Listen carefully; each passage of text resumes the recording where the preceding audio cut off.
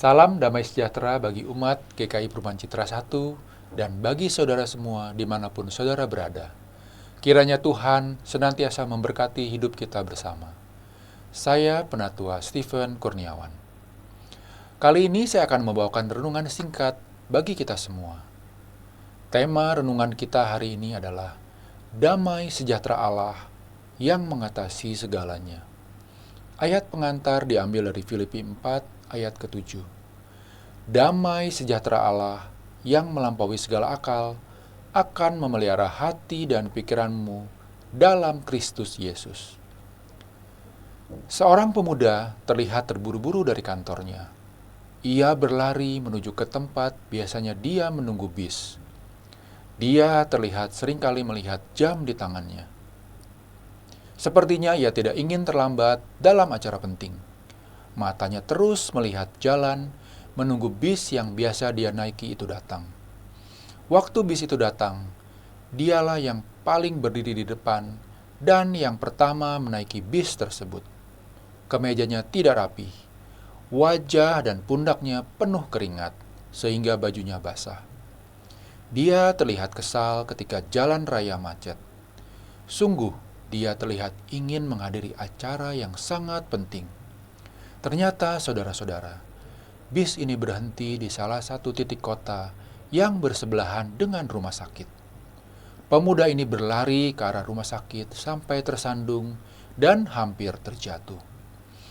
Ia menuju ke lantai 7 rumah sakit tersebut dan menuju tempat di mana persalinan terjadi. Sekarang kita tahu bahwa pemuda ini ingin mengejar dan melihat anak pertamanya lahir. Wajahnya ketika berjumpa dengan istri dan anaknya berubah seketika. Wajah yang terlihat capek dan kesal menjadi wajah yang penuh semangat dan sukacita. Ia berjumpa dengan damai sejahtera yang membuat letih dan kesalnya hilang.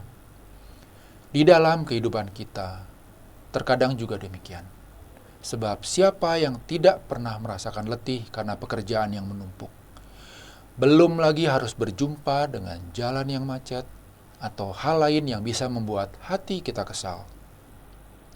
Dalam kondisi tersebut, tentu kita rindu untuk mendapatkan sesuatu yang dapat menghibur, sehingga letihnya tubuh, hati, dan pikiran bisa mendapatkan damai sejahtera.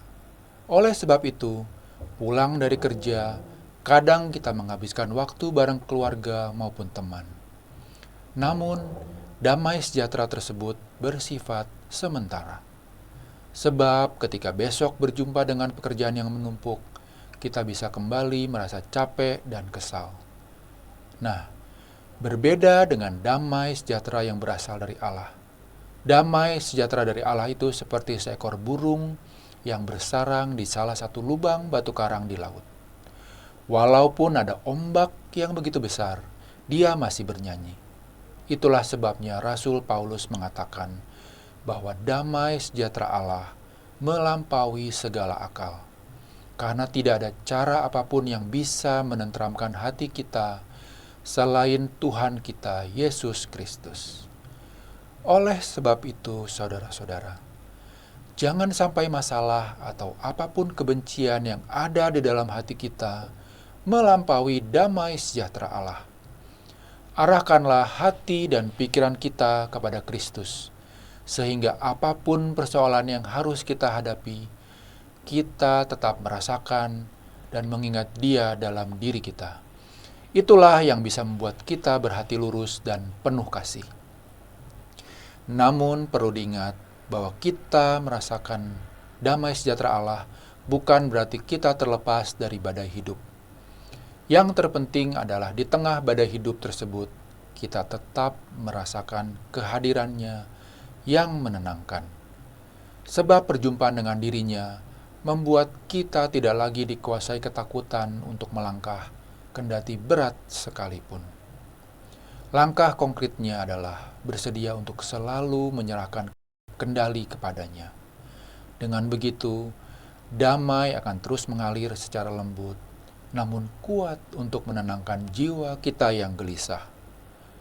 Mari hari ini kita berhenti sejenak, menarik napas, berdoa, dan menyerahkan segala beban pergumulan kita kepada Tuhan. Biarkan damai sejahtera Kristus memenuhi hati kita, mengatasi segala kekhawatiran, dan menuntun langkah kita dengan tenang. Demikian renungan bagi kita semua. Kiranya melalui renungan ini, kita diingatkan untuk terus menjadi pribadi-pribadi yang tekun dan setia melakukan kehendak-Nya. Sampai jumpa pada renungan singkat digital Majelis Jemaat berikutnya. Tuhan Yesus memberkati.